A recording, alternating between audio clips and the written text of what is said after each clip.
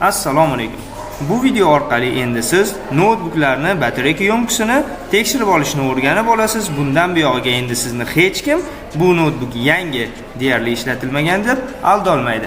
Demak, bu uchun birinchi navbatda siz kompyuterni poisk qismiga CMD buyrug'ini yozasiz va Enter tugmasini bosasiz.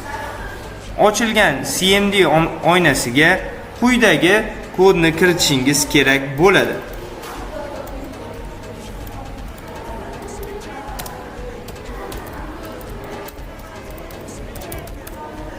Va Enter tugmasini bosasiz.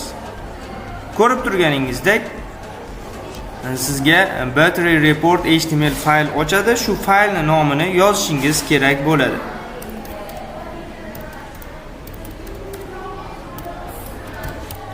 Va Enter tugmasini bosish orqali notebook batareykasi yo'mkisi haqida to'liq faylni ochib olasiz.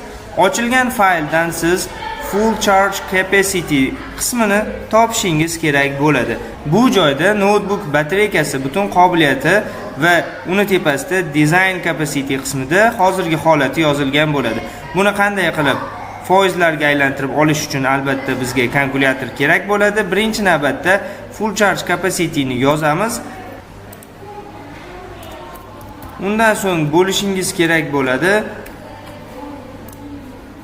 O'zingizda Design Capacity da yozilgan raqamga.